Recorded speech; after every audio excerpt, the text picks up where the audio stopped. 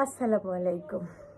আজকে পবিত্র শবে বরাত, আজকে ফাল্গুন, আজকে ভ্যালেন্টাইন্স ডে। সব কিছুই একদিনে। অফিস খোলা ছিল, অফিসে তো কাজ, ছুটির দিন, সরকারি ছুটির দিনে আমাদের অফিস খোলা থাকে। তো আমরা অফিসের কাজ তো বন্ধ নেই। ছোটবেলায় আমরা অনেক সুন্দর করে পয়লা বৈশাখ পালন করতাম, ফাল্গুন সুন্দরভাবে পালন করতাম। ভ্যালেন্টাইন্স ডেটা অতটা পালন করা হতো না, কিন্তু শবে বরাতটা কিন্তু খুব সুন্দরভাবে আমরা পালন করতাম। কারণ শবে বরাতের রাতে আমার নানির বাড়িতে আমরা সবসময় বড় হয়েছি, তো শবে বরাতের রাতে রাত্রে সবাই গোসল করতাম। রাত্রে গোসল করে সেই গোসল করা চুলের যে পানি, সেই পানি পড়বে, খুব বেশি মুছতাম না। রাত 10টা বাজলেও আমরা সবাই গোসল করতাম, সেটা শীত হোক আর গরম হোক।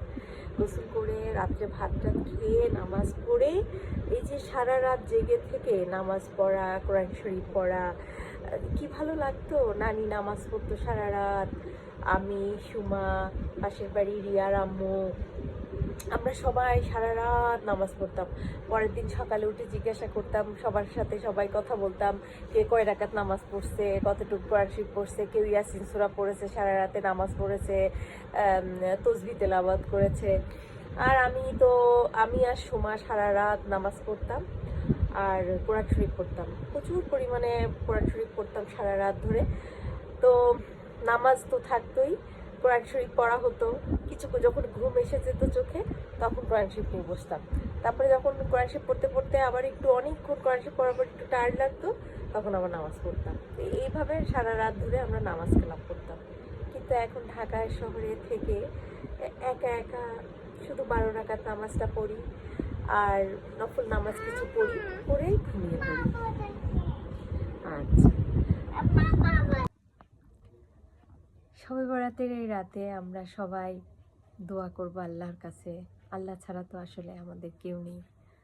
উনি আল্লাহ রাব্বুল আলামিনই আমাদের একমাত্র গার্জিয়ান। আমাদের ভালো মন্দ সব কিছু তো উনিই দেখেন।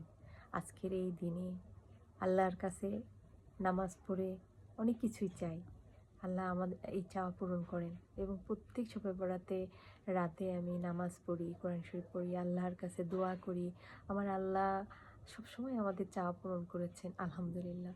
আজকের এই দিনে আমার বাবা, আমার নানি, আমার দাদা, দাদি, নানা, আমার আত্মীয় স্বজন যে যেখান থেকে মানে মারা গেছেন, হয়তো কাউকে দেখেছি, কাউকে দেখি নাই। যেমন আমার দাদাকে আমি দেখিনি, নানাকে আমি দেখিনি। তারপরে আমার দাদি শাশুড়ি, বিয়ের পরে একটা ভালোবাসার মানুষকে আমি পেয়েছিলাম, আমার দাদি শাশুড়ি, যাকে আমি হারিয়ে ফেলেছি।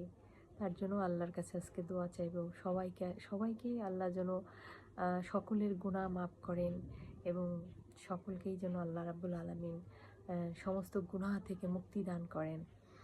আর সেই সাথে আমার নিজের সন্তান, পরিবার, ভাই বোন, আত্মীয় স্বজন সকলের জন্যই দোয়া চাইব।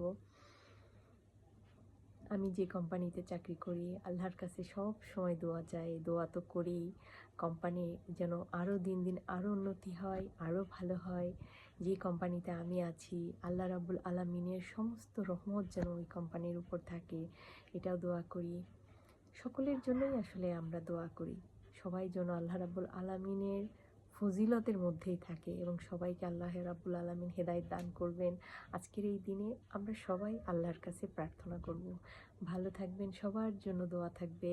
আল্লাহ হাফেজ।